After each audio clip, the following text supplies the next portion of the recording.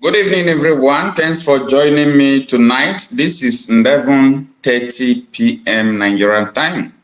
This is just 30 minutes to October 1st, which is supposed to be the Independence Day celebration in Nigeria. But what are we seeing and what is going on in Nigeria? Are we really celebrating independence tomorrow? The question is absolutely no. Yes, absolutely no, because there are tensions in Nigeria from the east to west, from the north to south. Indeed, if I am supposed to be in the position of the president in Nigeria, I think tomorrow's Independence Day will be a kind of day because there is nothing to celebrate about, unless those who are in the position of authority who are looting our resources, maybe they have something to celebrate because their pocket must be showing green. Anyway, how are we doing tonight? This, as usual, this is a public opinion program. In the course of this program, if you have any contribution to make while this program is going on, there is a number on the screen there, WhatsApp call only. The number is also in the comment section. And don't forget that you can join me on the stream and also share your opinion with me. Here we go. Tomorrow, that is supposed to be the Independence Day celebration.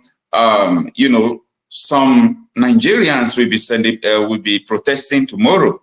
Sowore just posted some minutes ago, and he said, "I will be on ground. Everyone in Lagos should start heading to Ikeja under bridge as early as 7 a.m. for fearless October." Wow! Tomorrow, so many people will be protesting. You know, in Abuja, in Lagos, and in so many parts of the country. And also in the northern part of the country, they are gearing up for the protest. But in some places, in the south and in the southeast, this is what we are seeing.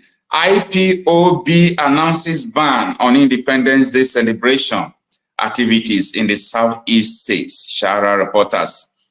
Yeah, the indigenous people of Biafra, they are saying that no, we are not celebrating Independence Day. We are not part of this entity called Nigeria. And no one should come near us to celebrate the Independence Day. What is going on in your area?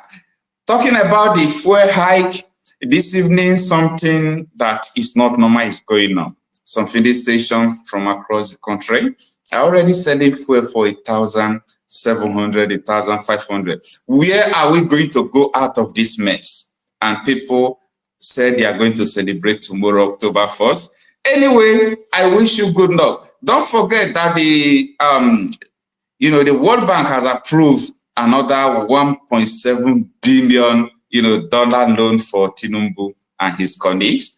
After all, it's not for Nigerians. The loan is not for Nigerians because Nigerians, as you know, have been going through a lot.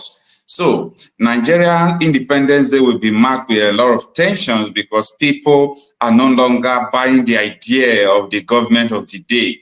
People are no longer buying the idea of this, so-called unity they said we have in Nigeria. For me, I do tell people, I don't need peace, I don't need unity, I need justice. Because without justice, you will not have peace, you will not have unity. But when you have justice, every other thing will be taken care of. So that is the situation we have in hand.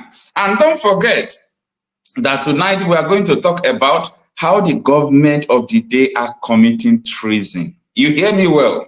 The government are committing treason. Why the same government are charging people who are not committing treason, treasonable felony. So we have a lot of things to deliberate tonight. So get ready, because it's going to be, public opinion issue. You have to say to us what you think about all these situations. Let Nigerians know what their fellow Nigerians are thinking about. Stay with me.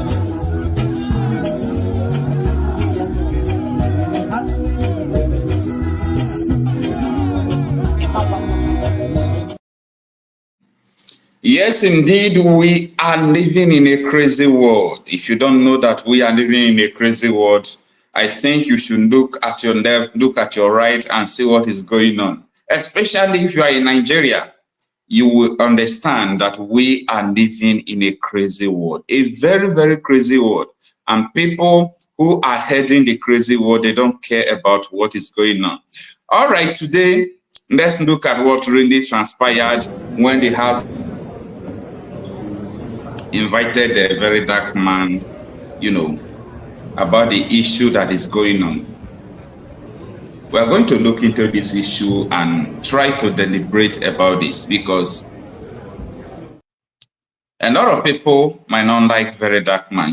People might hate him, but you see, at this point we are in Nigeria. Anything that is going to expose corruption, anything that is going to drag people who are killing us down, that is what I stand for. Yeah. Anything that is going to bring out the necks of people who said that Nigerians will not survive, Nigerians will not succeed, that is what we are going to stand with. I know what he's doing is not easy.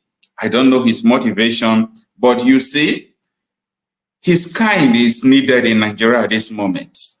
How can it be that someone like Bobrisky, despite his controversial transgender dressing, whether I don't know whom she is, whether it's she or he, I don't know, you still have top politicians who are backing him or her, I don't know.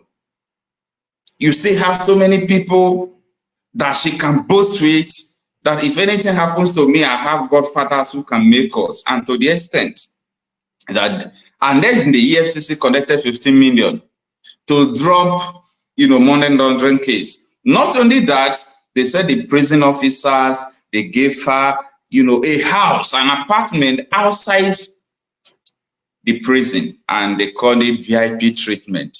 VIP treatment to Bobrisky, right?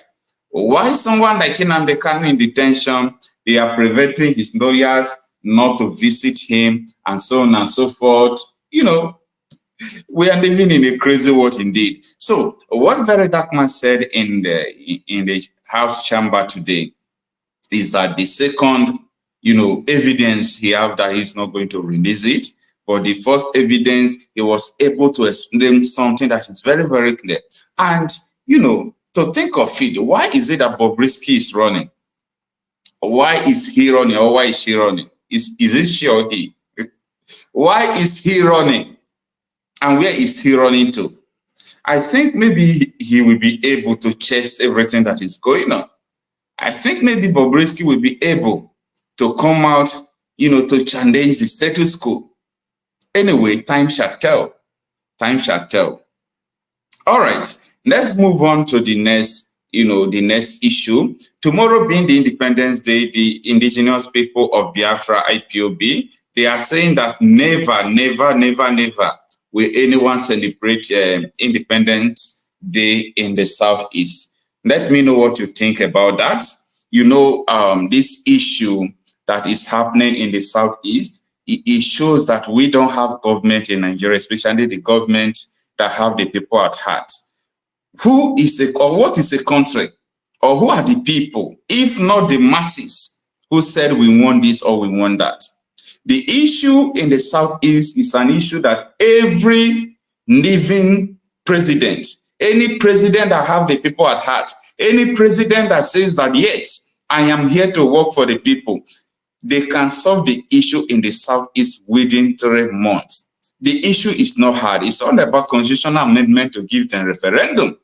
But people don't want to. I was listening to some senators, especially those who are Tinubu boys, that they are rejecting the proposition of the regional government for Nigeria to return to regional government. Even the regional government that a lot of people will kick against, because people want to separate, people want to divide, people want to go in their separate ways. But these senators are still kicking against the regional government, bill that they are trying to propose. Can you just see the kind of people we have in Nigeria? And you know what that means? And the man said, if we have regional government, meaning we have given Southeasterners Biafra.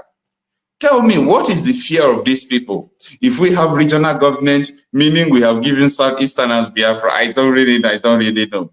What do you think that is the problem? Because I do not see any reason why someone will be, angry, or why someone will be objecting a regional government. I think that should be one of the, important solutions that could save this country. Because as I speak to you, we don't have a country anymore. We don't have a country. So tonight we are going to establish an evidence. We are going to establish another dimension of truth. Why the government of Nigeria are causing, or they are committing treason. They are the one who are supposed to be charged with treasonable felony.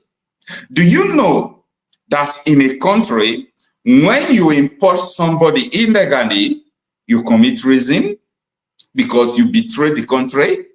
And especially when you import terrorists into the country, that is a treasonable felony. Now, I am going to establish this tonight because I have a very important personality watching me tonight. We spoke before this live began, and these people are politicians, and it is important we let them know that they are our problem. I know they are here watching, but it is important we let them know that they are our problem. We are going to establish the proof tonight that the government are the one who are supposed to be charged with treason. Presidents, both the senators, the House of Reps, because all of them under their watch, people were imported into Nigeria. These people you are seeing from one community to another, these people you are seeing from one place to another, causing nuisance, kidnapping, killing people, terrorists, and they brand name them Fulani herdsmen. They are terrorists. They were imported into Nigeria. These people were never Nigeria. These people have never had any citizenship or relation in Nigeria. They were imported because you want to use them to commit havoc in Nigeria. Now, there are so many allegations, upon allegations, against this government. And I will continue to say that. Now, I know that Senator Nnamdi on Arise News said this in some time ago, that during the Goodluck Ebele Jonathan, that Buhari imported, mark this word, APC government through Buhari imported terrorists into Nigeria. And these terrorists are the ones who are terrorizing us today. And this is a case of a treasonable felony. You know why I'm saying this? This government is found of charging protesters treason, charging Nnamdi Kanu treason, charging Sowore treason. But the real people who are supposed to be charged with treason, treasonable felony, are the people like Buhari. How dare him import terrorists into the country? He bought them gum that if I did not win the election, you people should scatter the country. Now, let's just listen to the testimonies of Nnamdi. All these videos, I have played them time with that number before, but I think today is a special day because we have these people watching us tonight. We spoke before I started this program. So let's take a listen to Nnamdi while we establish this proof that the government are the one who are causing treason. Because as I speak to you, people who are going to protest tomorrow, you might see one or two people that will be arrested and they said, oh, we are still going to charge them with treason. But the real people who are the problems, they are going away with it. The real people who are really causing harms, insecurity in the country that they are supposed to charge with treason. Nobody is, trying to prove the point that the government are in charge of insecurity in Nigeria. Listen to him. In trying to remove Jonathan, there were stateless persons that were from the Sahel region that were imported into Nigeria. And now, before you watch the video to the end, this video was made, this interview, he granted this interview 4 months ago. There was a time in this year where they were talking about the right of cattle. The right of cattle in the Nigerian Senate, whether the cattle should be allowed to move from one place to the other part of the, people, whether they are the one who owns the cattle, said, no, every human being is supposed to move from one place to the other. And Ekpa was asking a question, a good question for the very first time since he became the Senate president. And he was asking, are cattle or the cows, are they citizens of Nigeria? And that is a question people have not answered till today. Let's listen to him. In trying to remove Jonathan, there were stateless persons that were from the Sahel region that were imported into Nigeria. And a former chairman of PDP made that statement. I'm not the person that made it. But that importation is a fact, is it? That importation is a fact. What has happened in Nigeria is that most of the time when something comes up today, we never sit back and say, how did we get to this point? We got to this point by virtue of the fact of the effort to remove President Jonathan. There had always been this herder-farmer clash, but it never got to this point where whole communities were exterminated so that some people will be roaming freely within their land, which is what happens in Plateau and in Benue State. I think Benue is the worst hit. Precisely. Yeah. And you know why? Because most of the banks of the Benue is lush because it's watered by the Benue River. And so they want, these people came and they want.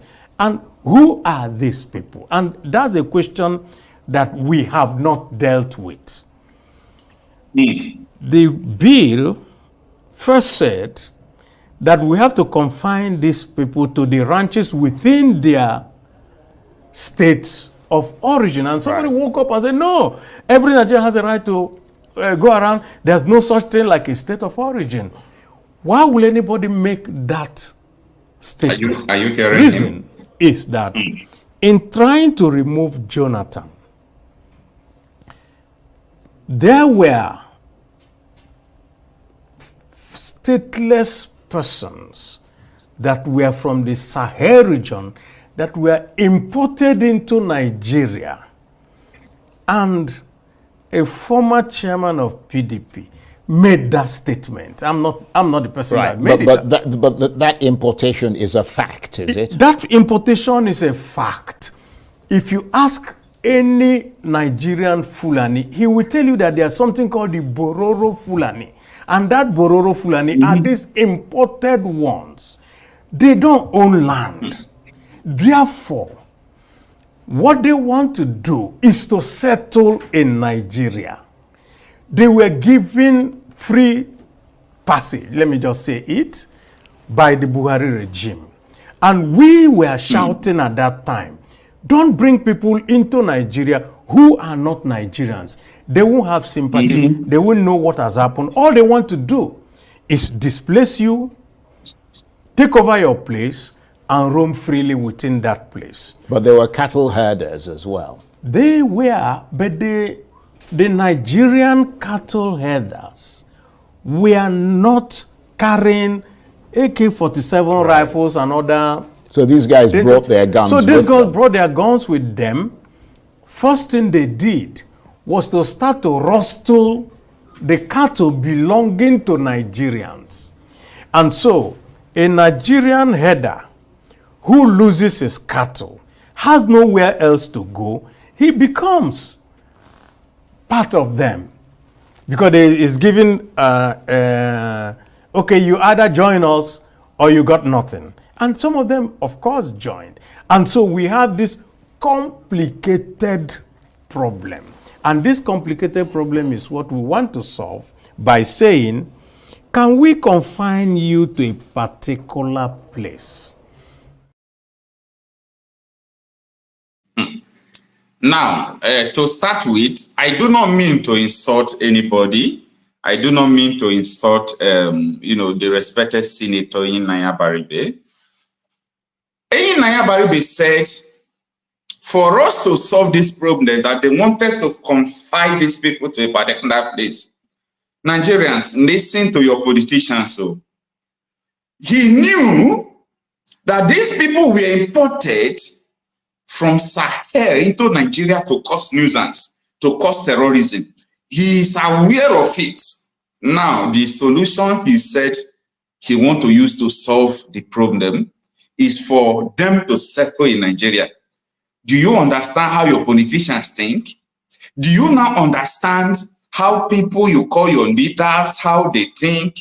People you imported to come and kill your people, to come and scatter election. They came into the Nigeria country. They started moving from one state to the another. They started kidnapping people. And for you to solve the problem, you want to confine a place for them. Do you people now remember the reason why Buhari said he wants to set up a Ruga settlement? A Ruga settlement for the people they imported into Nigeria, who are not Nigerians. They want to set up Ruga's, settlement and all those things.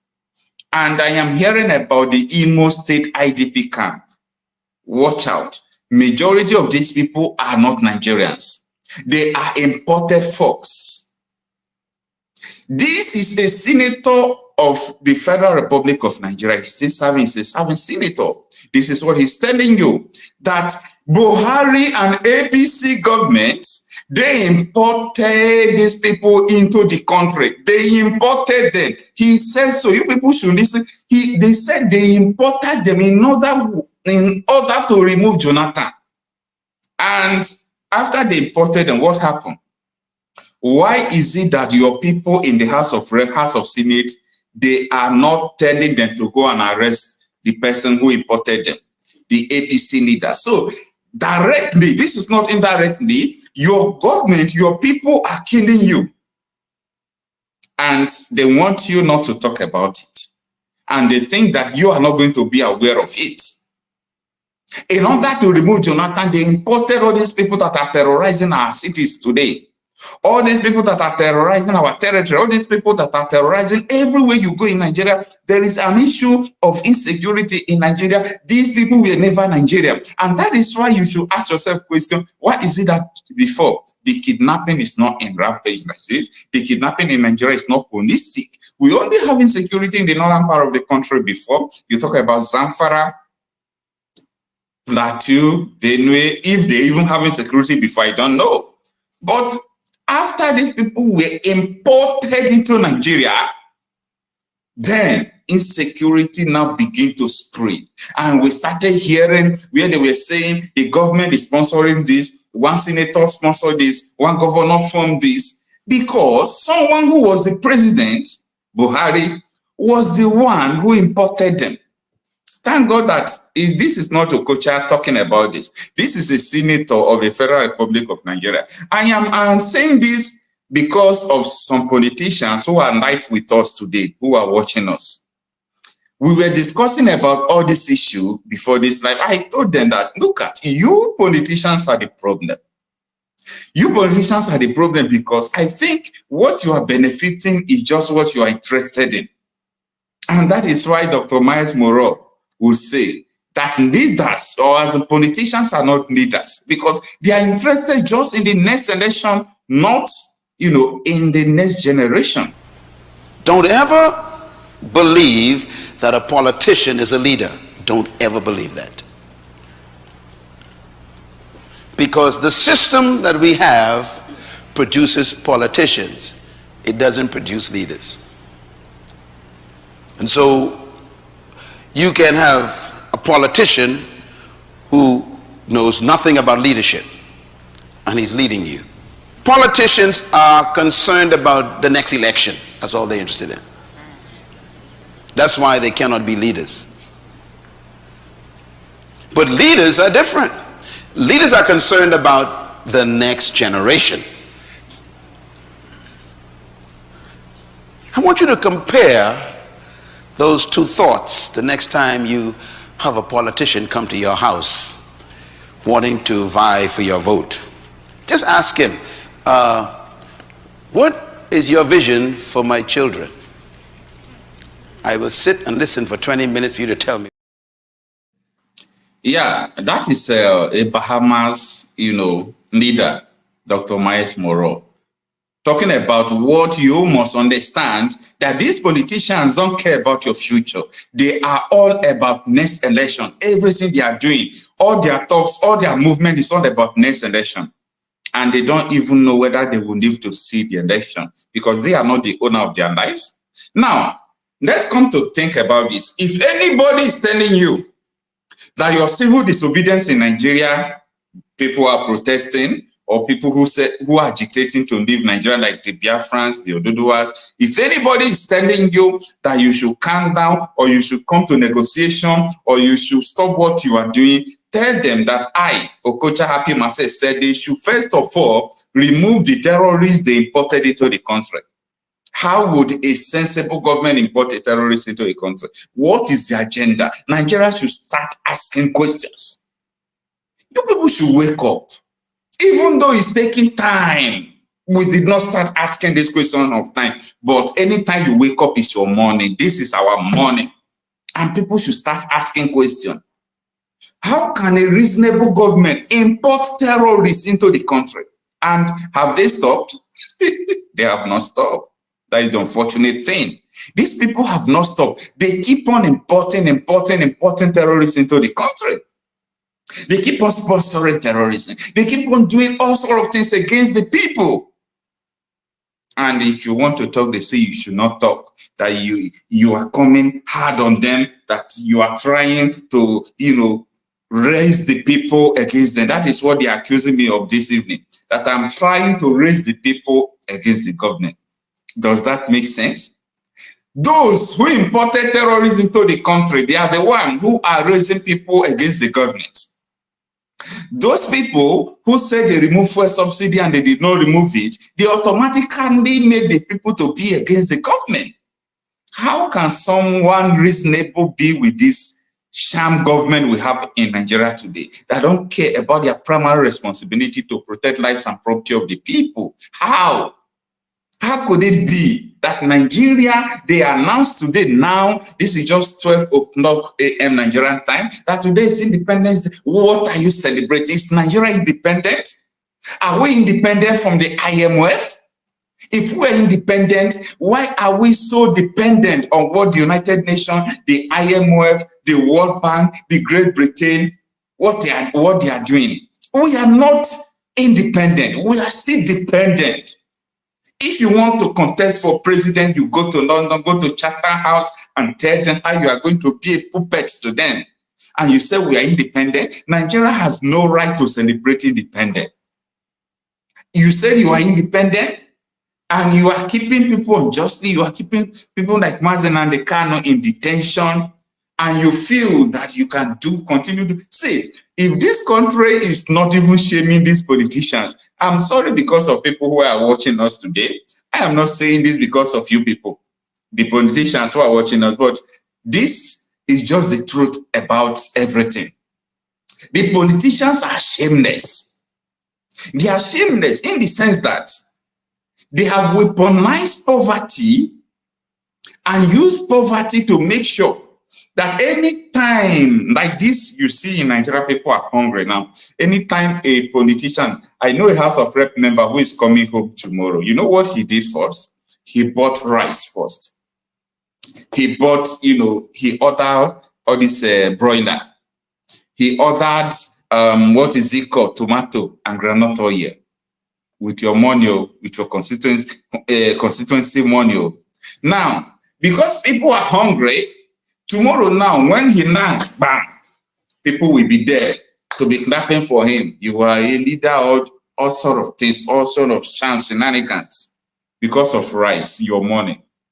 And you will refuse, people will refuse to ask the person, because right from time, we are not asking the question, where is our constituency projects? How many projects are you doing? How much are you using? How much have you received? It is your right to do that. But nobody will do that.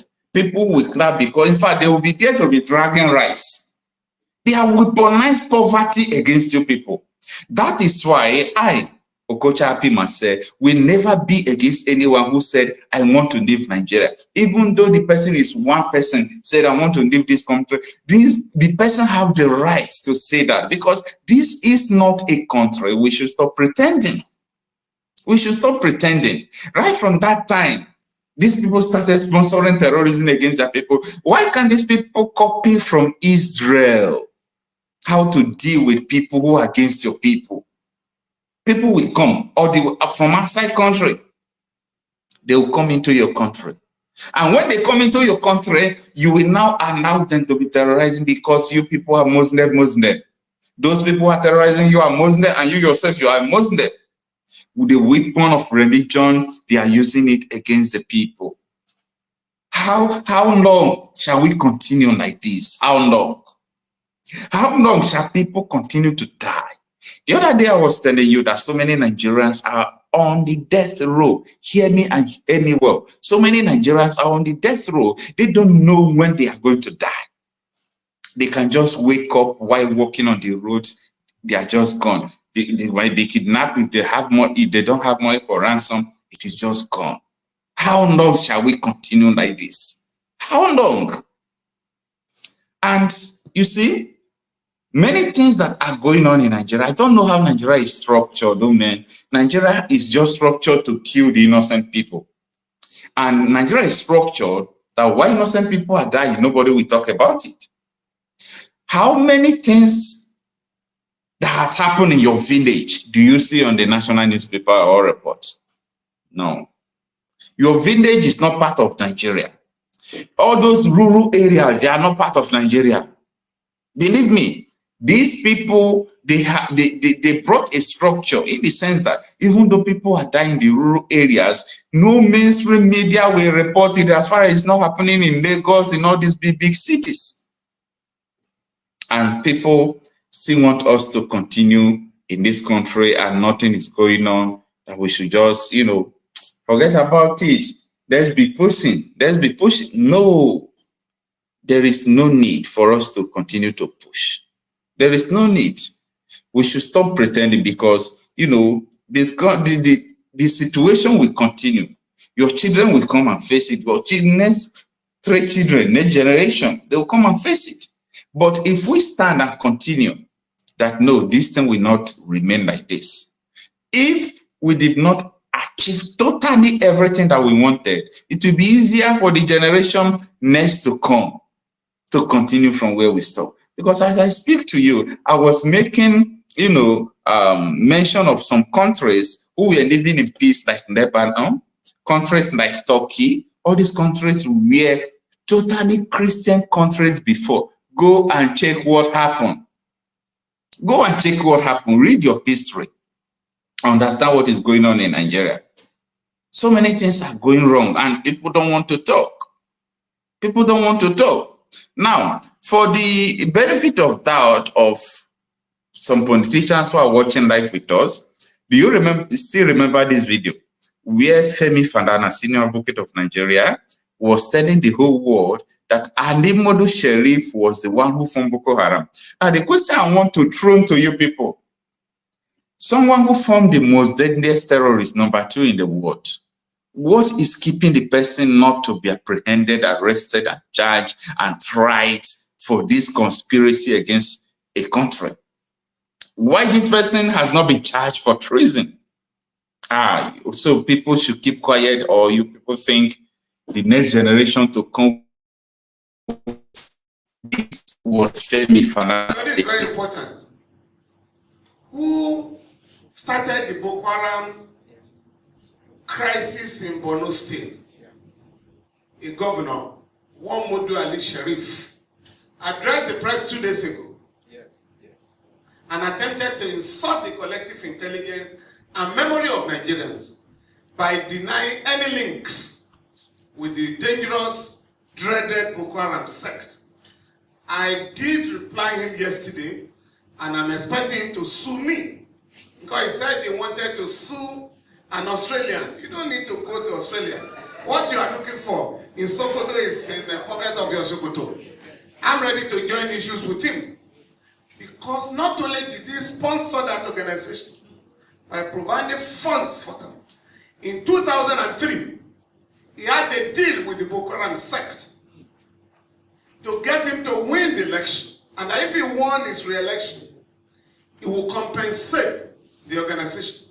When he won that election, he appointed Alhaji Bugu Foy as the Commissioner for Religious Affairs to implement Sharia in that state.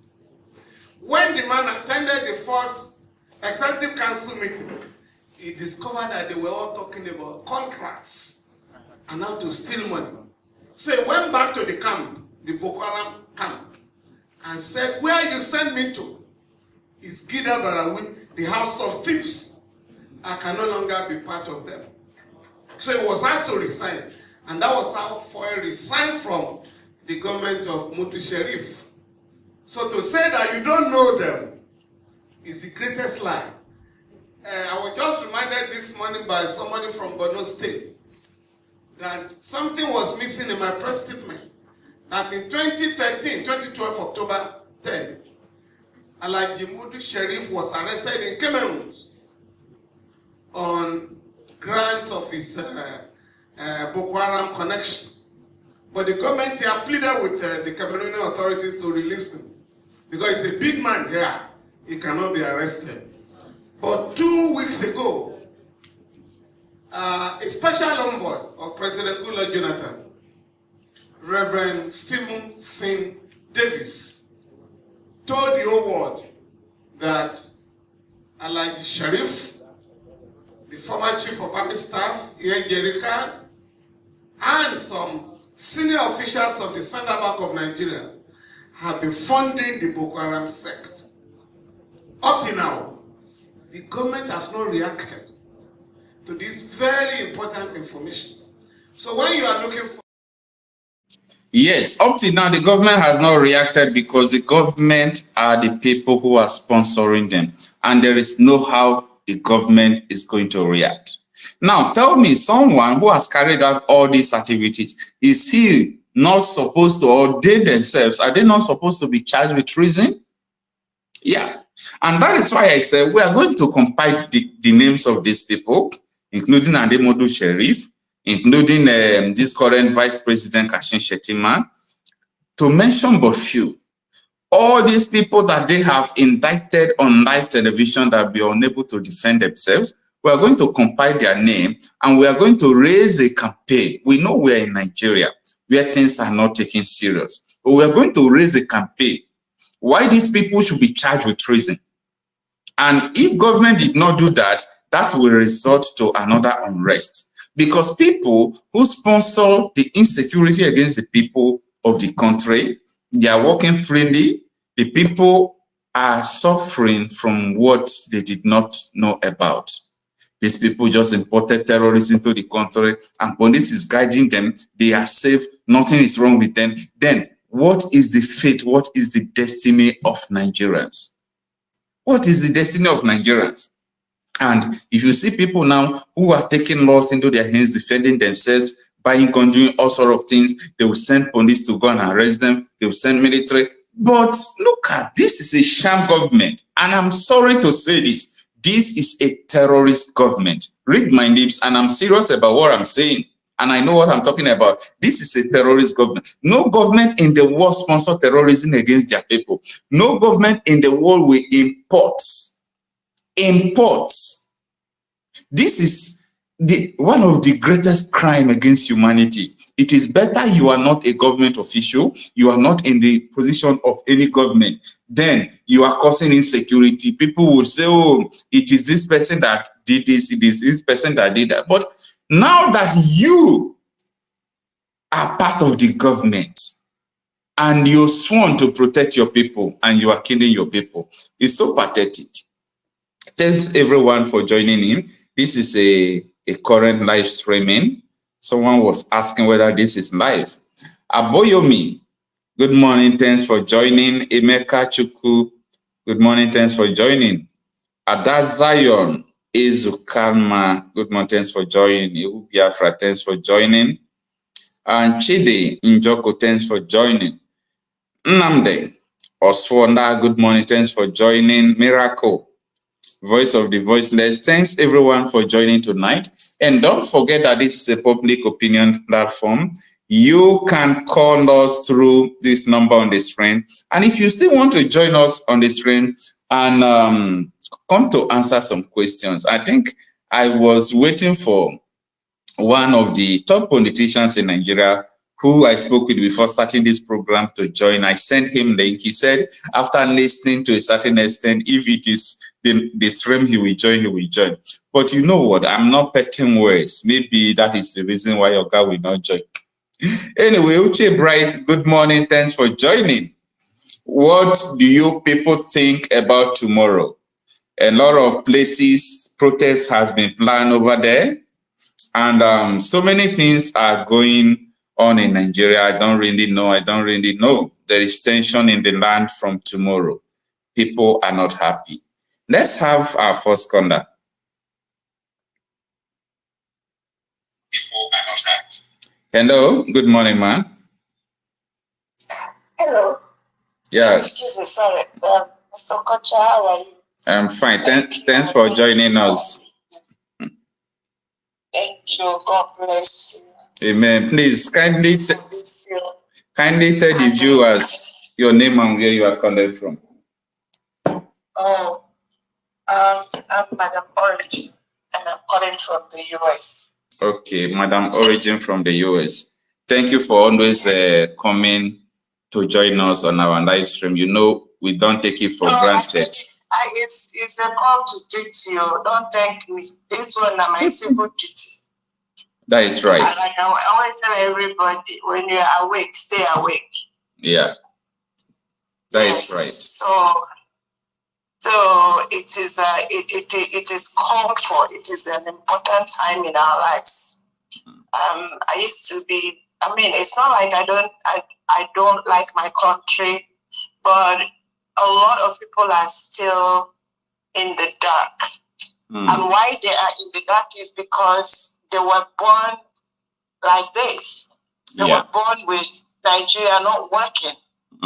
They were born with nothing working. And they believe that is how life is. Yes, and those in the village don't even have a clue. And I do hear sometimes people will be, when the government comes and begins to graze them down, they beg it, please, oh, government, don't kill us. Oh, don't. It's like, excuse me. It's not the highest level of immorality that the people that are given in your hand, you're destroying them and they're begging you. You have no mercy. These people have no mercy in their hearts. You see, I want to, when you were saying something, you talked about someone in the government that you say is listening, so I need to speak to him. That's why I picked up this phone. Okay.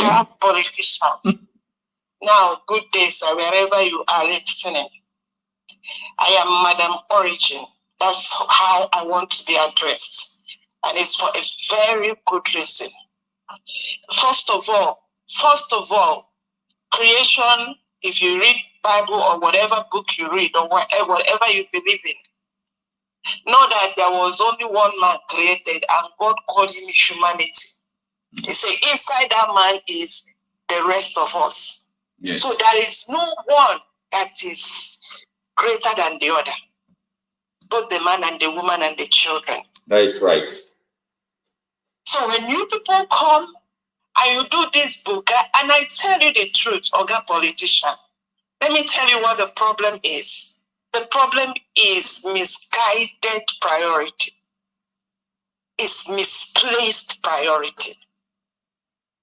What you people are doing is someone that look at his responsibility and choose not to face his responsibility. This is the other day I said Nigeria is a jungle because I don't see anything less than that, where the strong eat the young and the weak. Look at the people that are in politics. All of you politicians, from the beneficiaries to the political class, to the friends of the politicians, business class, what are you people protecting? To be honest, Oga politician, what are you protecting? Why is this the House of Reps received 23 to 29 million a month? Yeah, because from the last time, who was it that spoke and said, oh, we collected 23? Oh, that was Shehu Sani. Say it again. That was Shehu Sani of... Yes, Shehu Sani, yes. He said it was 23 that they were given at his time. Yeah. And the rumor has it is 29 million a month. Other politician, it is not crime, it is evil. Yeah. Because of what people are collecting, you guys are like mercenaries. You are like mercenaries sent to destroy your people. I have one in Imo State. They asked him to bomb his people and he did so. With all greed. The nightmare of Southeast. He is still doing more evil. The witch cried at night, in the morning a baby died. Oga politician. What you're trying to do is, and the honest truth is, if it is like you people were making this, acquiring this wealth, and you are using it and we are seeing it, maybe we'll just say, okay. But the whole thing disappears. Nigeria is laid bare. Nigeria is like a whole carcass of elephants. Vultures are coming from all sides and they're eating. And when you look at the vulture, they still look wretched. Oh, yes. That is what is going on. I sent you this thing. You employ people from outside to come and destroy your own people. Look at the one, this kind one. I honestly have never seen. I know that these people are evil, right? But this one that is called that a custodian is a governor. As we are speaking, he has allowed the National Commission for Refugees, Immigration, Migration, IDP, to come inside Imo State. I heard about that. Please, ipob, I beg you now, may una stop this one, because it's nothing. There is just they don't even. I don't know where their brains are. How can you all be this evil? It is dangerous. No. I mean, it's like you guys don't care. Of course, look at how the whole of what do you call it? If I think to a large extent, I don't know if they get there, they just have to exchange their souls. Once they give it, they don't know what else is happening. Because how can someone just know that these people are coming to eliminate the indigenous people, the people that bear the same name as him, have the same blood as him, and he doesn't care just for a moment what? And let me tell all of you, you will not escape it. You're also in the pot. You see, the pot is cooking. Where they tell you to destroy your people, you're also there. you're also there. They will cook you. You disappear like the rest. So don't even worry. I hope the well-meaning Nigerians will come and rescue the poor people, because all of you, you're rich. You see how they gave and evil is enshrined in Nigeria. The man that does not know whether he's a man or a woman is given all the they're giving VIP treatment, treated like a governor who is even governor passing. And the Kukuma VDM is there trying to save his head and his life. So what I try to hear the friend that the friend is trying to unfriend and destroy. He said, okay, well, let me take it out there. And now the whole eyes is on him. And if you don't take time, they won't know this. That is Nigeria for you. Yeah. That is Nigeria for you. Nigeria will, at all times. They have even trained the villagers and the poor people to verify the good people. If you're going to say, shush, don't say anything, they will kill you. Of course. And then when they see Boko Haram, everybody, you see the other day, what was it? Somebody, we were like there, Koro, watch it. Edo was, hey, Jesus. Edo nearly gave me fever. I said, okay, let me look again. And before you know it, they told the people to come and start shouting, start jubilating over what? Over evil, atrocity upon atrocity. Wait, the guy that said he will come, the politician. If you're intelligent, they will soon take your job and give it to Agboro. You there. Unless you are Agboro, the only people that are going to survive, you see, the way this man is going to clean up all of you, sweep you all out. Put Agboro, the ones that will listen, the Agboro won't even say anything. So you mean Tinubu is going to replace politicians with Agboros? Oh, now, yes, now. All they do is that because look at it now. If there is going to be voting, which people are going to be in charge? The Agboros. They are the ones that have the capacity to buy, to carry box, to destroy anybody, to do anything. So you see the one they brought, you see Kogion, check. Edo, check. You see this one they put for us they put in Imo State. Check. That one is like anything. But you say now bomb, you say, okay, where is the helicopter? Let's go. Anyway, let me leave it there, my brother. Nigerian story and this politician story is a sad story. Of course, it is a sad story. It is a sad story and a very one.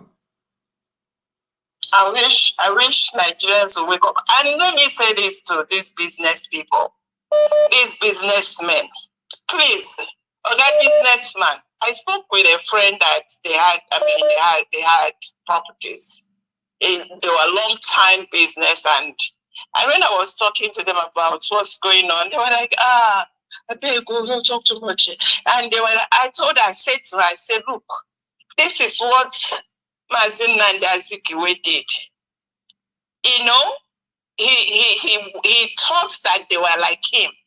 He was friendly. He's like, you know how Igbo people, they spread across all over the place. They know they do trouble. Awolowo told him, look, this thing, you know, sabi fight, you know, get leg. We don't, before the North and the Fulani, they didn't want to join. And it's out there. I don't know how Nnamdi was like, the more the merrier. Before you know it now, all his properties. Maybe they cleaned up everything, only 20 pounds they give to them. Oh, wow. Then after the war, you see like people started, almost cleaned up 3 million people. I tell them, you see now that, what do you call it? They are taking off everything. Fuel is 1,000 something. Food is, rice is 120,000. I hear that there is Kwashoko. They should come with people. We have what we can do to help is teach them how to survive Kwashoko. Because we've been there. It's all right. Can only teach them, encourage them. Thank you so much. I really appreciate your time and everything. Okay. Thank you. Continue what you're doing. Oh, God bless you. Amen. Thank you so much. All right, let's have our next caller.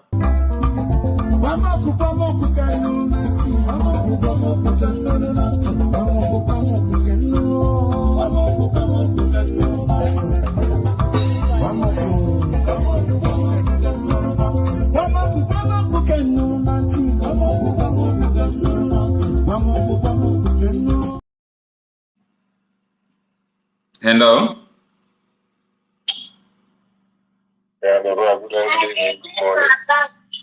Yeah, good morning. It's morning over here. This is getting to 12:30 a.m. Nigerian time. Good morning. Thanks for joining us. Where are you joining us from and your name? My name is Sowore. Okay, Mr. But it's like your daughter want to take over and talk to us. Don't mind the boy. It's not yet sleep. Okay. It's even a boy. A strong man for that matter. Anyway, you can try your best so that his voice will not be disturbing us that much. Yeah.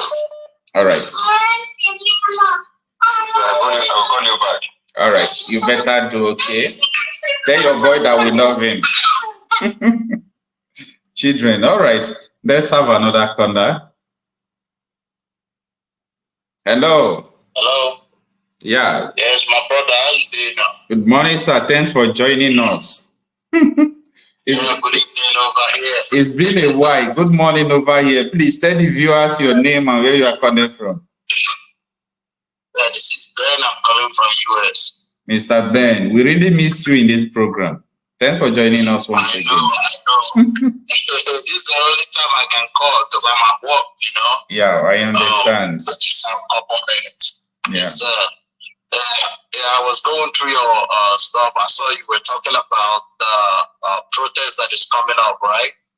And a few other topics. Yeah, right? Not only that, and so many thoughts. And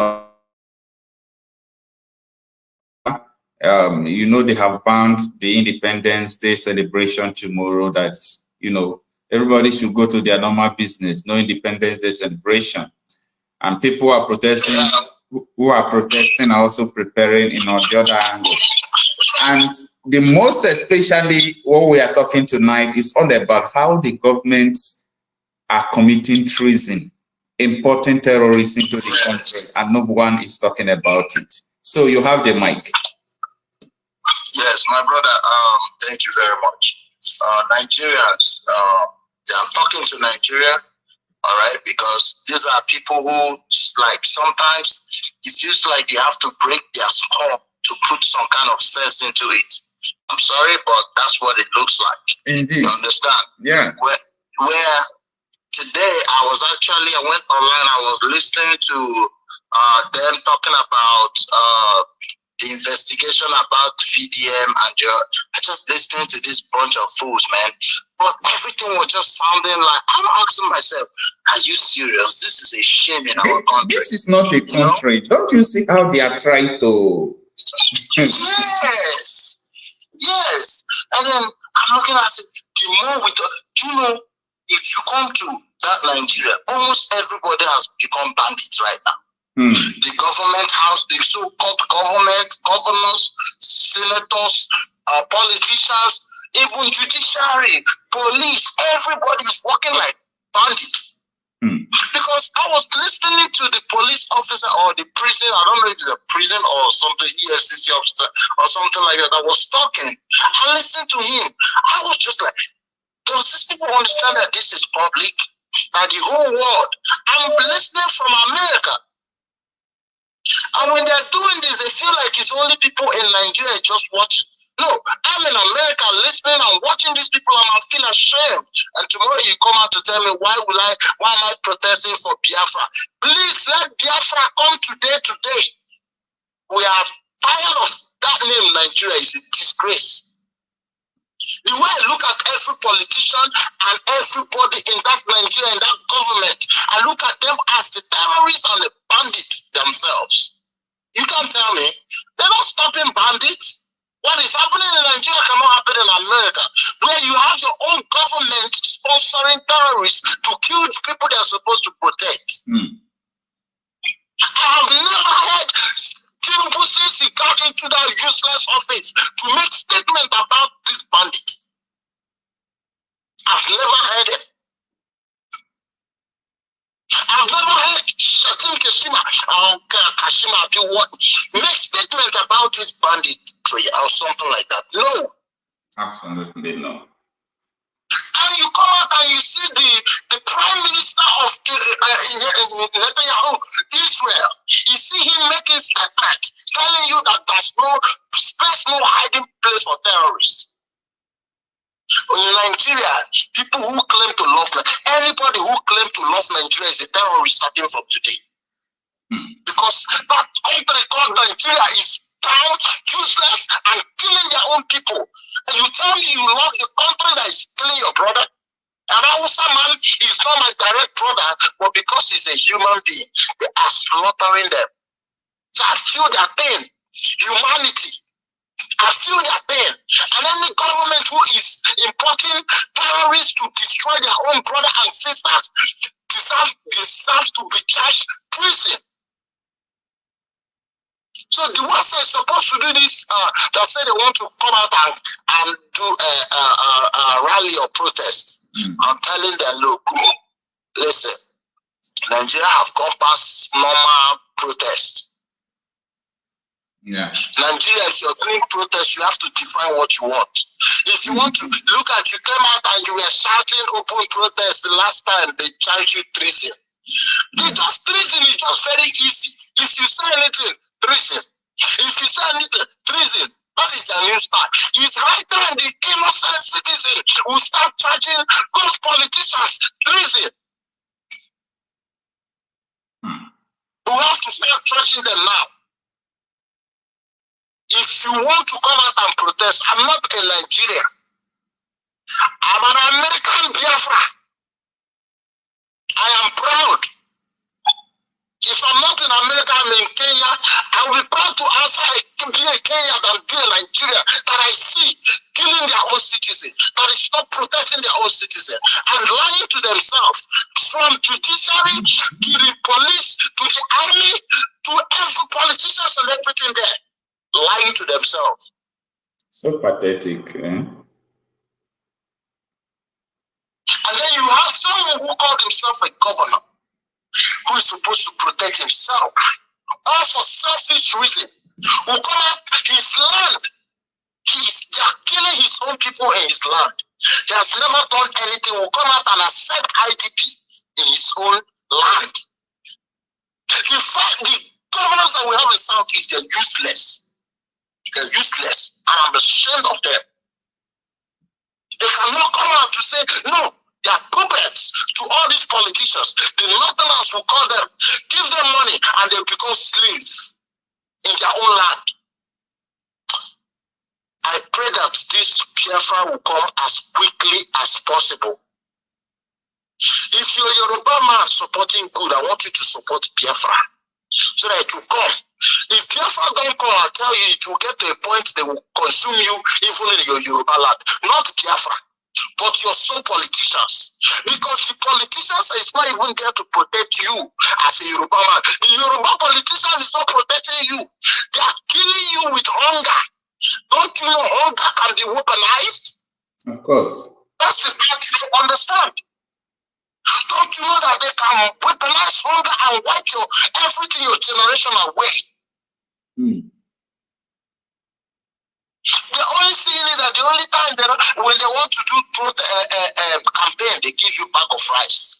That alone tells you how wicked these politicians are. They don't look at any other thing. My brother, I wait for that country. Sometimes I ask God, why my mama, my papa from that country? You can't blame them.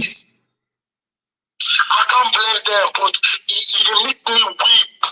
Sometimes, if I come out, I go stay like this, I will think, God, why? And most Nigerians are yet to understand what we say or what we are talking about. Most of them, because these people were born and brought up, you know, this is adaptation. In biology, we call it adaptation, where you go into an area that is not suitable to yourself, and with due time, you begin to adapt to the environment, get used to it. These people, they are used to nonsense, they are used to death, they are used to hunger, they are used to poverty, they are used to malnutrition, and this nonsense must stop. It has to stop. They felt like everything is just normal. If you chop today, it is normal. If you sleep under the bridge, it is normal now.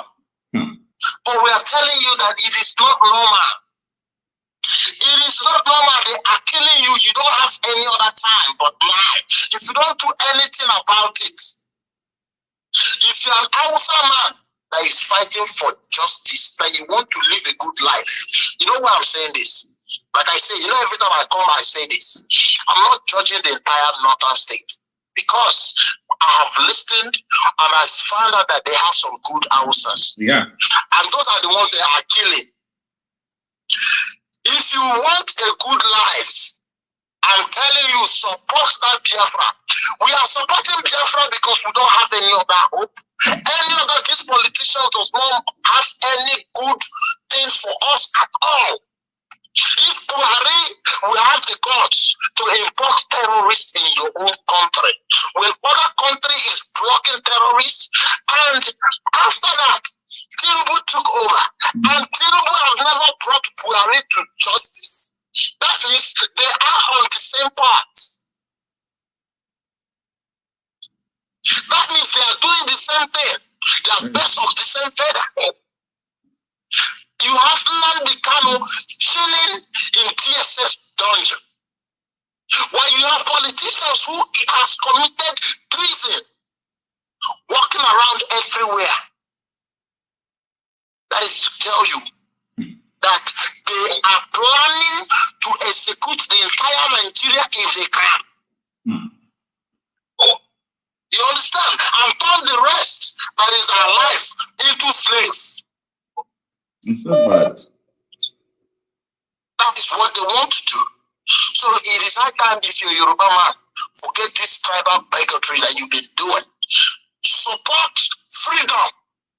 If you're an Hausa man, support freedom. The politicians are after us. Politicians from north, south, east, and west, and the entire place, they are after your livelihood. Support freedom. Thank you so much, my brother. Thank you so much for your time and contribution. I see the passion. Everybody is yearning for change, and I believe one day we hope to see this change we are yearning for. Yes, I believe so. And I want to say one thing again, please. God bless you, because, you know, it takes courage. It takes courage. Nigerians, it is high time you have to look at people and say, this should be my role model. Stop making these wicked politicians your role model. Make people like this man coming online, risking himself. Freedom, you have to risk everything to get what you want. Of course. You understand? Somebody is coming online every day, risk everything that he has, time is money to talk to you, and you come online and you want to write some nasty stuff online. Please use people like this as part of your role model. If they don't encourage you for anything, they should encourage you so you have courage to speak, because these politicians want to silence you from speaking. Thank you so much, and God bless you. Thank you so much. I appreciate that, sir. You're welcome. All right. Let's have the next caller.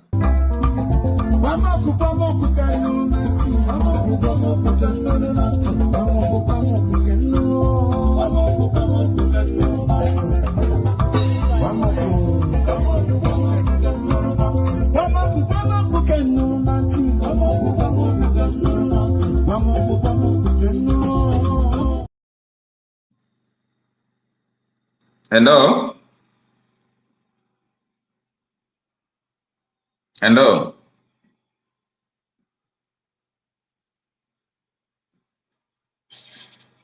Can you hear me? Hello. Yeah. Good evening. Good evening. I can now hear you. Maybe you muted your call before, but we can now hear you. Thanks for joining us this morning. Tell the viewers your name and where you are calling from. I'm from Russia. How is Russia? You know I will not stop asking you about Russia. What you do here is Your president, Putin, he told the Iran that if they want to attack Israel, they should attack the military and leave the civilians. But he will not help them to attack Israel. So ever since then, the Iranian regime, they have not been able to even lift a weapon to attack back. What do you think that is the cause? I thought, Russia is a very powerful ally to the Iranians. The truth is, Iran itself doesn't want to fight.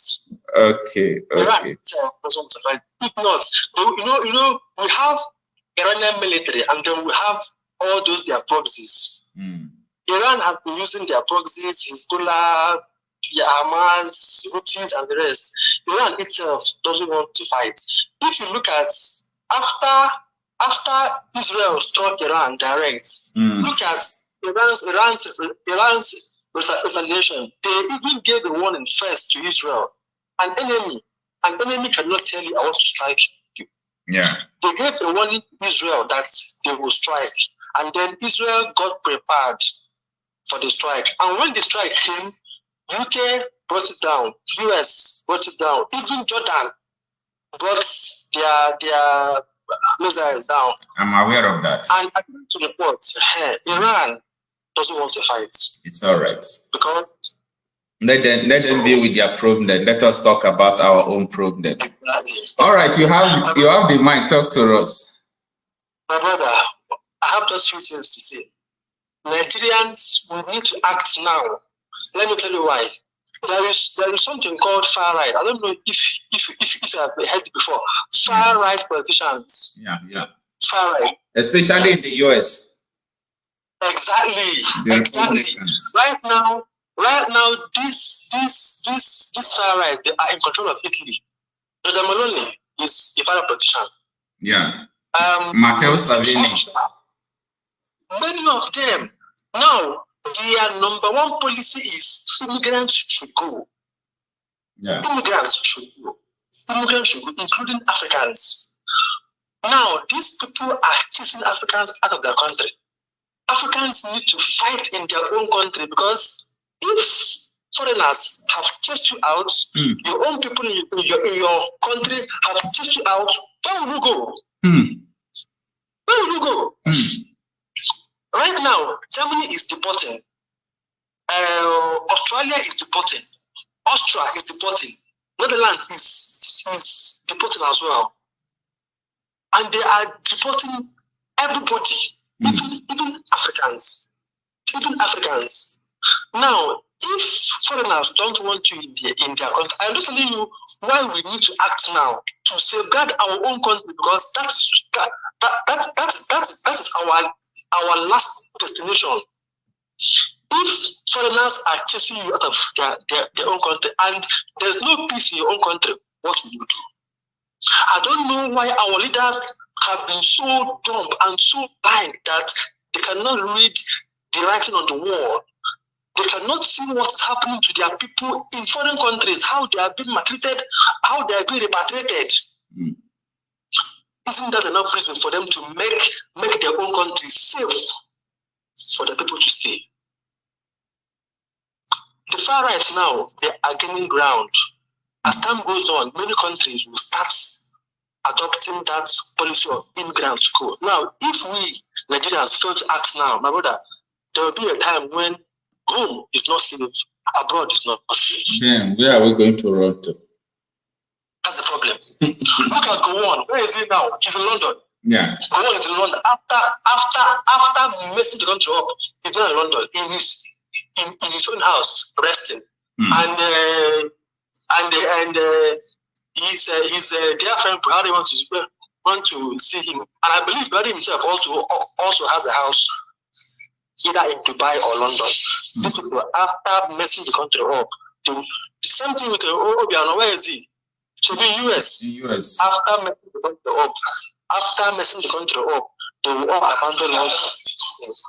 After messing the country up, they will all abandon us and go and live somewhere else. That is why we need to safeguard our own country right now. There's no place like home. There's no place like home. If you don't ask now, my brother, tomorrow I believe. Not like how. Your background it seems to be coming out. Yeah, I'm in my place. Okay. All right. That is the issue because when you don't have a home, a place you call your home, and you are in diaspora or you travel abroad, when you have problem in abroad or a time will come, they might say, oh, we don't need you people any longer. Everybody should go back to their country. It happens. We are Ghanaians when they were in Nigeria and Nigeria said Ghana must go. And they never knew that Nigeria would become, a laughingstock today. So if such a situation happen and you don't have a place to go, you just hit the nail at the head that we have to fight, for what you believe. Everybody fight for what you believe because time will come, it is only your ancestral home will become your home. Believe me, with all these things going on now, we don't know. Just imagine tomorrow if Russia decide to go to war with the NATO. You know what that means. The whole Europe, everybody, the whole Africans will go their home because only Africa will be a safe land. I used to think about all those things. Only Africa will be, America will not be safe. No place. China will not be safe because China will be fighting by the side of Russia. So it is going to become a world war where only Africans will be safe. So if we don't have a place to call your own, when such situation arise, it's going to be a big trouble, a very big one. So thank you so much. I really appreciate. Thank you for your time. Thank you very much. Thank you very much. All right. All right. Thank you so much. Let's have our next caller.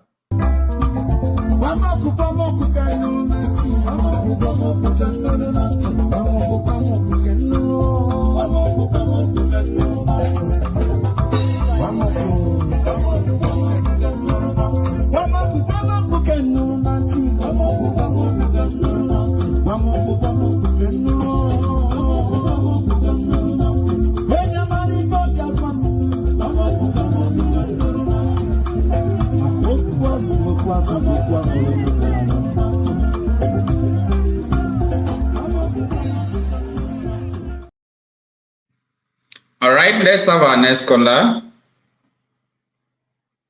Hello. Yeah, my brother, good morning.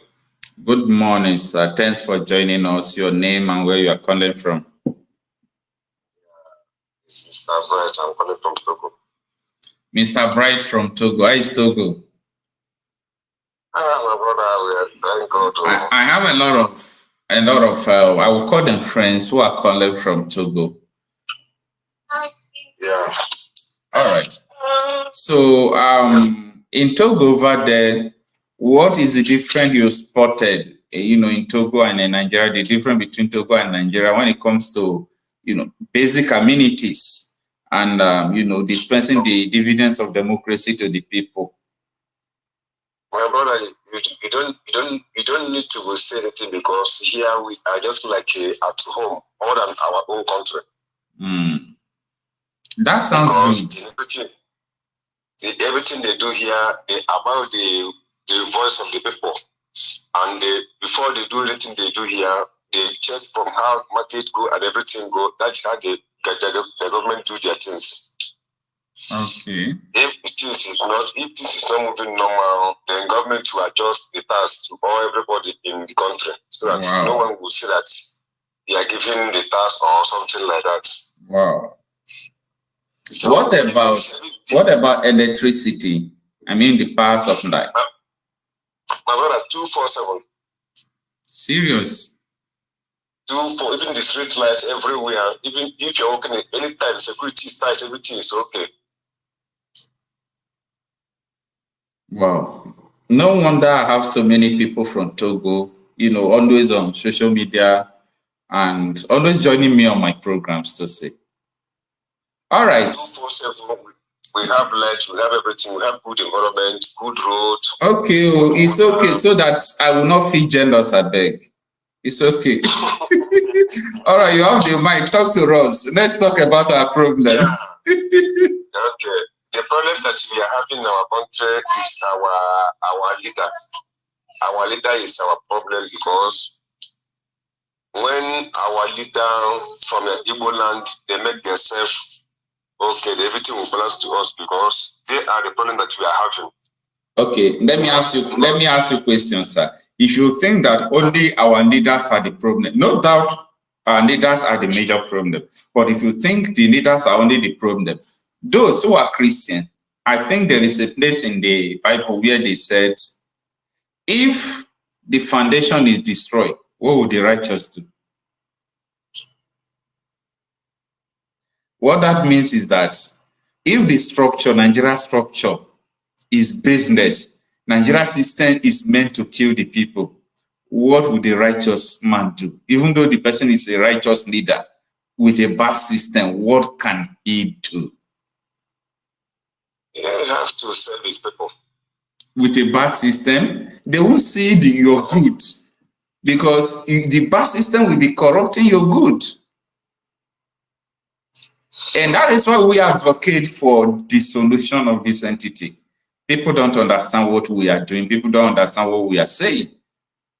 You understand? Yeah, what have you benefited from Nigeria as a country? Nothing. Absolutely nothing. We don't have power. 100% nothing. For you to come out on social media, you say you want to start broadcasting, meaning you need to go and buy a Starlink. Even our networks, MTN, Airtel, won't allow you to do anything. Yeah. We don't have network. We don't have constant electricity. You need to have your own power supply.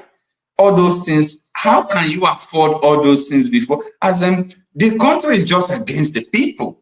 And the few people who are benefiting from the rotten system will not allow you to say the truth.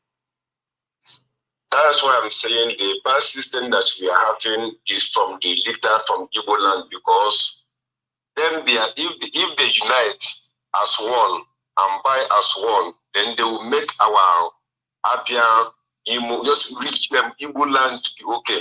Okay. Because of their selfish, and their family selfish, and how because of their vow they took like a covenant. That's why they do all the nonsense they are doing, because then they value that their children is not here, their family is not here, nothing concerning them because they have security. But if our security can make a mind and turn back against them, they will change. They will change because there is a certain time in Ghana, this certain thing have been happening. Then all of them gather and pursue all the old leaders. Even right now, Ghana is 100% past Nigeria. In terms of election, you believe if they will be able to pursue the leaders, but the leaders who will not allow you to vote, and if you vote, your vote will not be counted. The leaders who have hijacked the nation, how do you think that we'll be able to chase them out? And Nigerians, especially our youth, I talk about adaptation. They are used to suffering. It is very difficult for them to rise for a revolution. Yeah, because before they will rise, because if you check all the security and their bodyguard they have is a youth, no elderly man. If the youth decide with one heart and say that there will not be any bodyguard in guiding them, they will change. I'm telling you the truth. Okay. Because all the youth now, all they believe now is payment. When they receive the ransom and they take their own. For example, now our president cannot stand up and go and kill a person. Then he will send the leader and the youth. Then the youth will go and kill. When the youth go and kill, then what is just like you are putting kerosene inside fire, because you are granting him more power, because when you send you go. The next time it will do more than that one. You see where the problem is coming from. So all our leaders, all our youth, they are supposed to come with one heart and join themselves and say enough is enough before the Nigeria will be good. That is right. You are not far from the truth. If they are not joined with one heart, Nigeria will not be good. Even the next 10 years. They will see white, they will call it black. They will see black, they will call it white. Because even here, I live in Nigeria, it's more than 20 years now. I used to come once in a year. Okay. Even if I come, I spend only 1 week, I go back. Because no good environment, no movement, no enjoyment, nothing is going. The people they are useless. That's what I call them, useless. Since my life, even I swear that I will not vote anything in Nigeria up to today. It's all right. Thank you so much for joining us tonight. Thank you, sir. Keep your good work. I love you. That's why I always follow your program. Even I'm supposed to sleep because I will take the children to school tomorrow. But when I just look the time, it's already time for you to come online. I said no. Because God of the good work we are doing, I love you so much. Thank you so much, sir. I'm still encouraging you and putting you in prayer. God will strengthen you and will see the good that will come in our Igbo land. Amen. That we will enjoy it because of our children tomorrow. Amen. But what we are fighting now is not for you today, it's for tomorrow. Yes, sir. So God will strengthen you. All right. Thank you so much. I really appreciate it, and we return the love from here. Thank you. Thank you, sir. All right. Bye-bye. Let's have our next caller.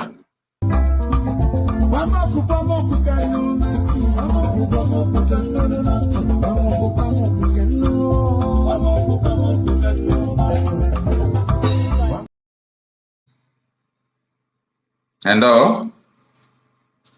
Hello, Brother Okocha. Good morning, sir. Thanks for joining us this morning. Thank you. It's morning here, so good morning to all Okocha's viewers. And your name, Okocha, please allow me to tell them your name and where you are coming from. In arrears. Okay. 2 days ago, although I sent on 2 days ago, I sent happy birthday to the comment section. Okay. Thank you so much for wishing me happy birthday. I was not able to say it verbally. Okay, thank you so much. Thank you. All right, tell the viewers your name and where you are coming from. Hello? I said you should tell the viewers your name and where you are coming from. Okay, I am Isaac calling from Cambodia. Okay. Yes. How is Cambodia? Cambodia should be, almost the poorest country in Asia.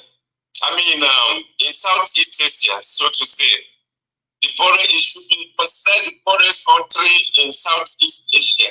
Okay. That is in comparison of China, Japan, Thailand, Malaysia, Singapore, okay, and Vietnam. Okay. But this place is 300 times better than that zoo called Nam. In fact, one state, I can say that Anambra State can be as rich as Cambodia. But here, the poorest Cambodian can eat vegetable, eat fruit, eat meat every day. Rice is, 25 cents. It's like half a kilo of rice. So 1 kilo of rice is $1. Mm. You understand?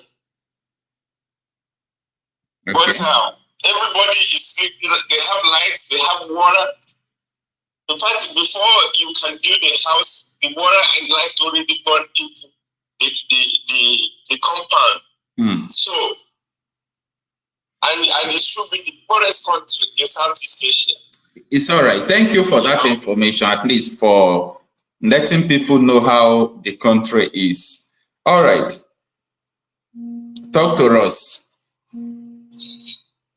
Well, I have, my stand a long time ago is that every fight that is being fought in Nigeria to make Nigeria good is a fight in the wrong direction. Because many times people use the word hit the nail on the head. Okay. Nigerians have never hit the nail on the head in dealing with Nigerian problem. And I had you quote a Bible when the leader is, the Bible that says when the corrupt is in charge, what will happen to the righteous? The corrupt is the Okocha. The corrupt is the president. And until Abuja is destroyed, Nigeria can never do well because... So Abuja is a real problem, right? Yes. Yeah. And most time people say leaders, Eastern leaders, Yoruba leaders, who are the leaders? Just like Bola Tinubu. All these ministers are called the leaders. Who is controlling them? Bola Tinubu. There is nobody in the members of the minister that Bola have nominated or positioned. There is none of them that can do what their heart wants them to do. Who are you? Anything you want to do, Bola must sign it. So Bola Tinubu now is in control. There is no leader in Nigeria. The only leader you have is corrupt. And he controls all other people, you people call leaders. Just like in Igbo land, you say Igbo leaders. How many northern Nigeria have come to Southwest to solicit to become a governor in the north? But I don't want to use bad word. Every idiotic governor in Southeast and Southwest, they have to go to north to get approval. What does that tell you? Just like, I tell people, Nigeria is supposed to be dependent, but Nigeria is not independent. How many world power have won presidency or prime minister in their country and go to Britain? But any fucking Nigerian president must go to Britain. Yeah. They must go to London. Yeah. Why? Because they are the one controlling them. The same way. Look at this election now. Who did this governor elected went to see? Bola Tinubu. Exactly. So tomorrow you call him leader. He's not a leader. They put him there. So my point is that anybody, the energy should be channeled like this. Sowore, I respect him because believe me, it's not easy. Just like what you are doing, it's easy to criticize, but I don't criticize people. What I'm only saying is that people are doing the best they can. They're doing the best they can in the wrong direction. Like in Sowore, for example, now, the greatest thing you can do to Nigeria is to go to Western Nigeria, go to Yoruba people, and sanitize them. Tell them Nigeria have to be divided. Support Igbo. Igbo is ready. Anything else, brother Okocha, is a waste of time. And that was why because I care for you. I love you. The fight you guys are fighting, I don't want because of Nigeria, your time will be wasted. I know you will say you are ready to die and you're ready to die. Why should you go to prison? Let it be for something good. So the energy should be channeled to Western Nigeria. Let them make up their mind. Let Nigeria divide. That is the problem. So anything besides dismantling Abuja, which means the dismantle of Nigeria, meaning regional, if that regional government is not reinstated, as long as Abuja is concerned, there is nothing anybody can do. This this revolution, Sowore is spending time. If you spend half time of what is spending on revolution or protest in Western Nigeria and get them to say, okay, we are ready. That is what Nigeria did. All right. So in your own opinion, Tinubu can go to France or go to Britain and share, all the governors can go to Western countries and chill. It's just like you say you come into my house and I leave my house and go to my friend's place. After you spend and waste your time, you go home. I come back. Yeah. And when I come back, if you make any nonsense in my house, I get you arrested. So what is the purpose of you coming to my house? So my point is that let this energy be channeled in Yoruba land. There are good Yoruba people who understood. Listen to Dele, Rotimi, listen to Mayeku, and so many others. But the rest is still Yoruba, Tinubu, Baba, Chabgaban. This Tinubu again, that is another thing Nigerians, I don't know what's wrong with us. Yoruba people now, just like what I am telling you about Nigeria as a whole, Yoruba people now are blaming Tinubu. It's not helping Yoruba people. Yoruba people are crying, deciding it's not helping. It's a Yoruba blah blah. Tinubu is not in power. Have you seen Tinubu make one statement regarding Boko Haram or one statement regarding bandits? Have you seen a president all over the world, even where I am, try to America deported some Cambodia. The poorest country in this, America deported some Cambodian in mass. Do you know that this government deported the United States citizens and they changed their status in America before? When I came here, any American can get his visa extended anywhere without working, no paper. Hotels can extend their visa. Take their visa to extension. Any hotel. Talk less of going to the visa office. They can extend it, they don't need visa to come here. But after that, deportation of Cambodia, they change the status for America now to get visa, just like me in Nigeria, they have to get documents. The poorest country in Southeast Asia. And that status have changed up to today. As American, you need paper like Nigerians to extend your visa, unlike before. So now, what I'm telling you is that the Yoruba people think that Tinubu is in power. Tinubu is not in power. He cannot do anything without the Fulani approving it. So what makes you a leader? Then the Fulani cannot do anything without the British approving them. So and then some people, that's another thing that, really demoralizes me.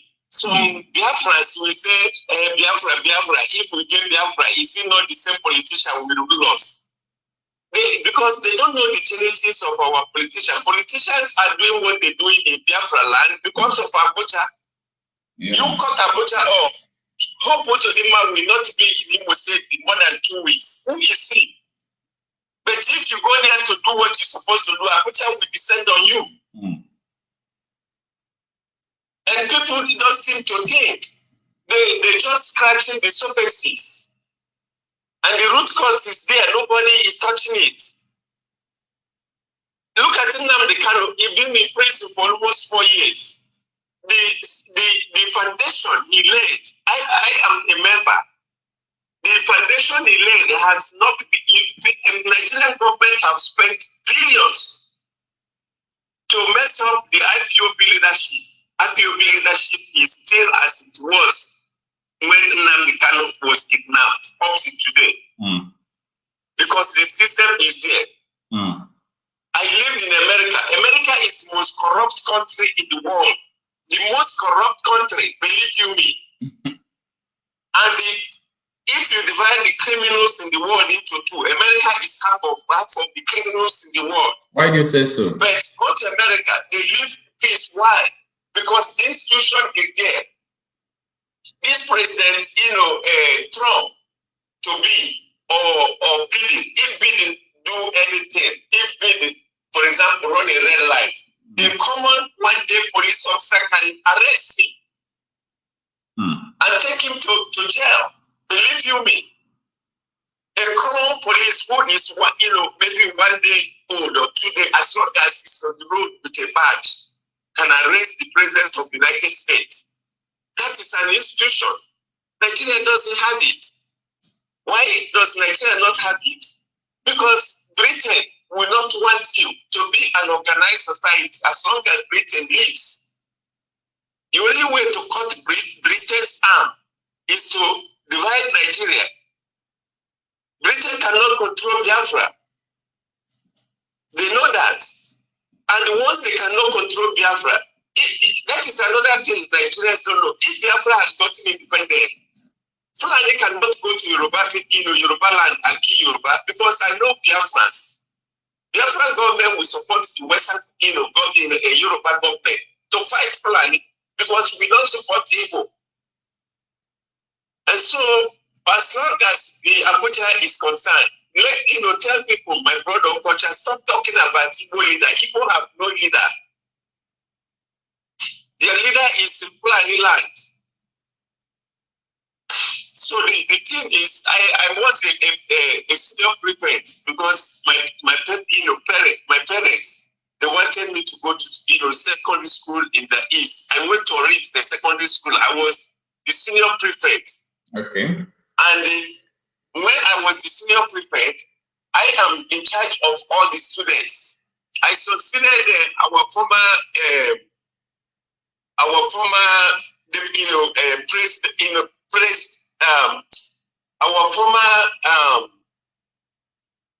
Senate president of Usoko, Conference of.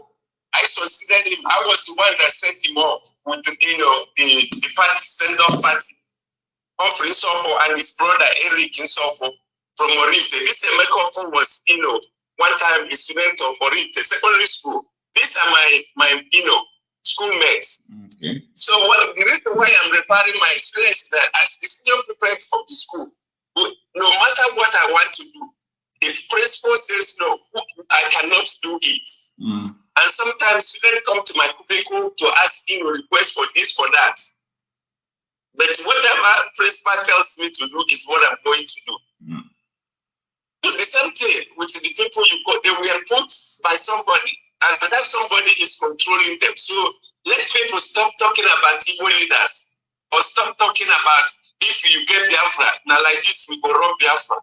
Nigerian government will go organize, kill Igbo people, and they will say it's IPOB. Idiot, we believe it. Yeah. Nnamdi Kanu does not want to kill anybody in the whole Biafra. We in IPOB, there were times we put Obiano could have been killed.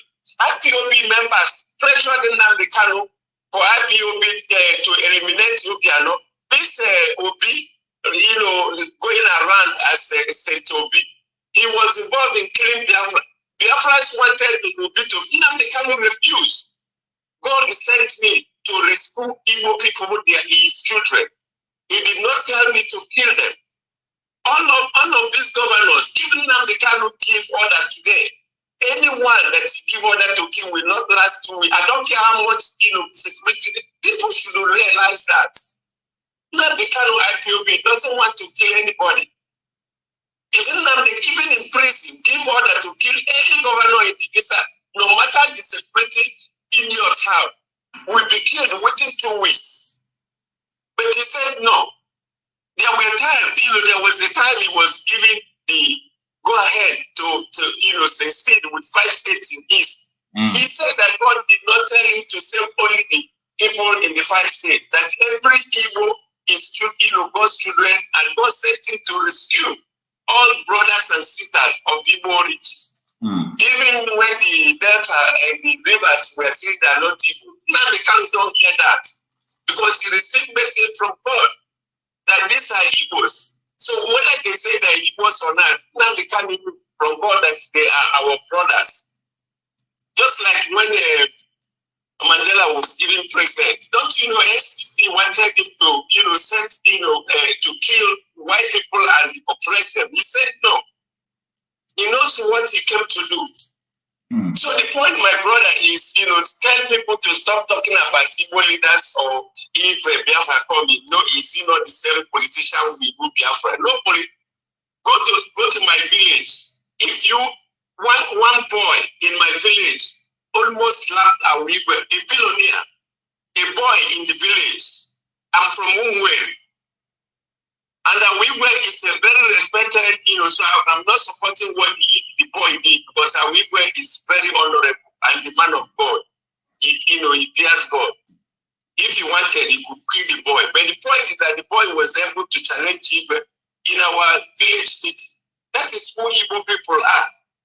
So no Igbo governor in Biafra land, if without Abuja, can do what they are doing today. Sorry. So everybody is saying, is this how Biafra do? Because we are very resistant. Our problem is Abuja.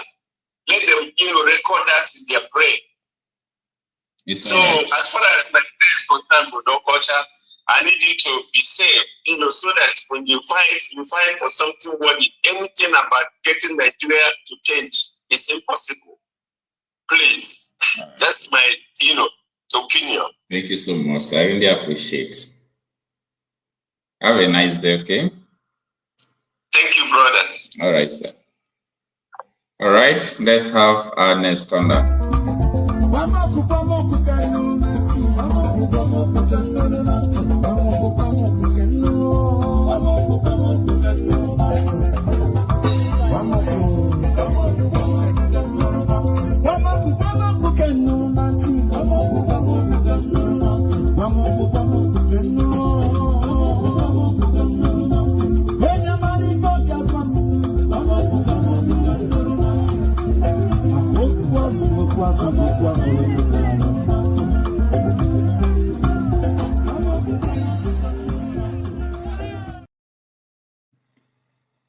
All right, everyone who joined recently, I really appreciate you. Thanks for joining. June 18, Nature Anyim, Ihediora Chukwude.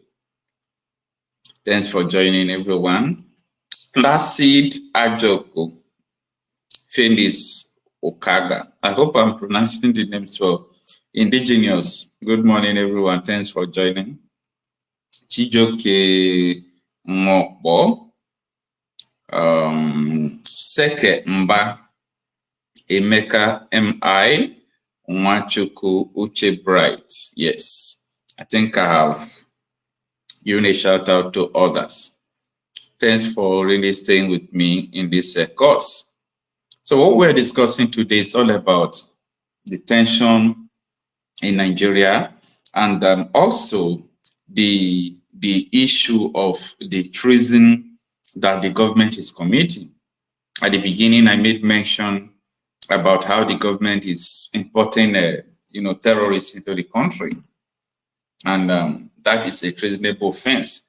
And it seems no one is talking about it, and we have taken steps to make sure we talk about it. And any politician I know, I used to tell them, I continue to tell them the atrocities of Nigerian politicians against the people. Everything we are seeing today is the product of Nigerian politicians. They are not fair to the people. And I'm still warning them that it's not going to be funny, as usual, because people will not continue to be slaves. Despite people were born and brought up in this kind of situation, because of that, it seems that they are adapted to it. It seems that they are adapted to the suffering and everything, but I know that it's not going to continue like this. So the issue of government sponsoring insecurity, it must stop. It must stop for everything, both people who are agitating like the Biafrans, the Oduduwas. This issue of insecurity is totally affecting them. You've heard about what is happening in what is it called, Imo State, where they want to bring people from the north now and put in the ITP camp. Well, for me, it's just to talk. I will talk and defend myself. So I hope people who can not defend themselves should find other alternative, because as the thing is now, it's not going to be funny as usual. Ume Etereri, good morning. Thanks for joining. Onye Kwenu Osili, thanks for joining. So what I'm saying is that the government is sponsoring, terrorism against the people. It's not going to be funny at all. So there is a video I want you to watch. It's not a new video.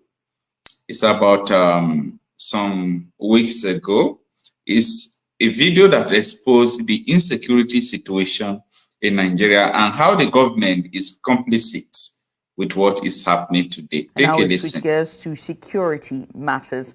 A recent document alleging security payments to bandit leaders by the Zamfara state government has continued to generate reactions. The letter, which is widely being circulated via several social media platforms, claims the Zamfara state government has earmarked millions to be paid to several bandit leaders as part of an approach to addressing the escalating insecurity situation in the state. And now to discuss this, we're joined by security expert Catch Ononuju. Catch, thank you so much for joining us. We appreciate you for doing this with us. First of all, let's just take it a bit back and help us give a bit of historical context of banditry and government responses in Zamfara State. How credible is the allegation of payments to bandit leaders? Are there any previous instances or patterns that support or contradict this claim? Right now that everybody's complaining about is not a new problem. I want to tell the world that I believe the Nigerian government has failed in its quest to actually look after the local people. This is not a new problem. This problem has been here for a very long time.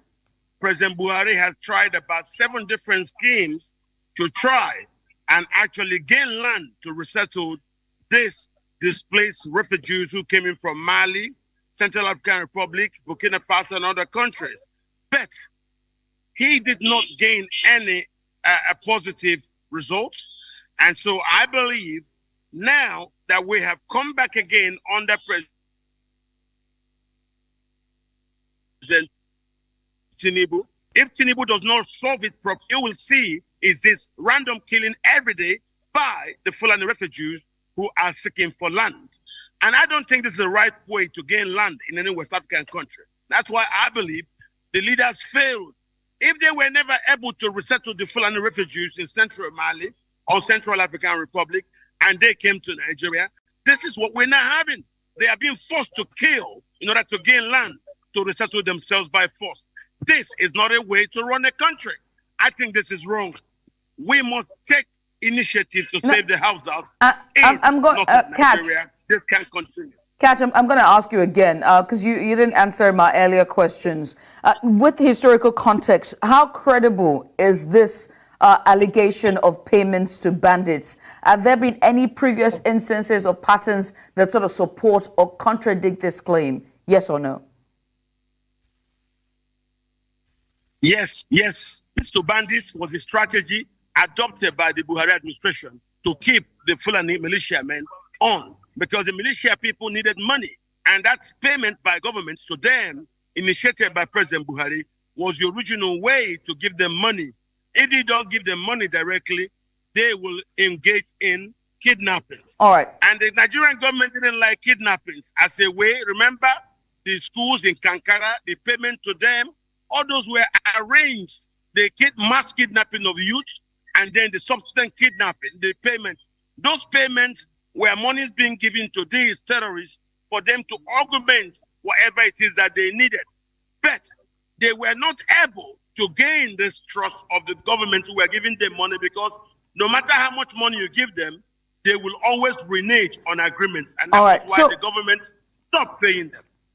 Catch, let me ask you, right? You just said that there's some sort of truth to these claims. So what are the potential policy implications for Zamfara state government and the federal government? How might such payments affect? The governors have collectively said they will no more pay these damn terrorists. The more you pay them, the more you strengthen them, the more they buy new weapons, the more they buy new logistics. Don't pay them. Let them go back to their country. We cannot continue to live like this, now, as if we are living under, this illegal arrangement. It's just not paying the country. Yeah. So I agree that the governors should say no, even if they've ever done it tonight. Now that Buhari is gone, nobody will be killed. I don't think that the Tinubu administration has the same kind of mind share as the Buhari administration. So Let us try to save the farmers. Now you're seeing from not paying them, they now don't want the farmers back to their land. So there's no famine. And that has forced food insecurity across Nigeria. Even they won't even allow them to go and harvest. This is the problem. Once you start paying terrorists, you can never stop. So the right thing is, Nigeria needs a proper policy to actually go against this people.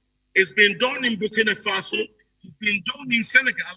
It's been done in Mali. It's been done in Niger. Why is the Nigerian government still embracing terrorists? Now, this is wrong. Okay, catch. I believe what is happening to the Hausas under our watch is a shameful thing, to say the least. The Hausas should not be allowed to suffer the way we allow them to suffer. This is unfair. All their land, right from Katsina to I must Zamfara say to at this Sokoto, point that we do not know the identities of the bandits. Why? Terrorists think they can take over land and drive away the farmers into IDP camps, and the government is doing nothing. This is not a way to run a government. All right. Now, I must put out something here. It's very important that we have to do this. We do not know the identities of who these bandits are. And so we cannot say that from Niger or neighboring countries. We don't know them. We don't know them by their names or their nationality. All right. If you don't know them, we know them. You know, many mainstream media in Nigeria, they are fond of trying to dodge things that, you know, they are aware of. There is no one in Nigeria that will say they don't know the identity of people who are terrorizing Nigeria. How many times are we going to establish the truth? These are government-sponsored terrorists who were imported from the Sahel to terrorize the people of Nigeria. Anyway, I think with this, we are going to call it a day. Please do well to join me tomorrow morning for the development that is going to happen this morning, because a lot of things will continue to happen from this morning. Nigerians are not happy. People who want to protest will go and protest. People who are standing against the government will stand against the government. A lot has been happening wrongly lately in Nigeria. And someone who is in the Aso they say he's the president. And for him, he can't even pray for his tenure to finish, to run out of debt. He continued to borrow money, the money that they will never pay. I don't just know what kind of country we are living. But you know what? Nigerians should ever get ready for what is coming. I keep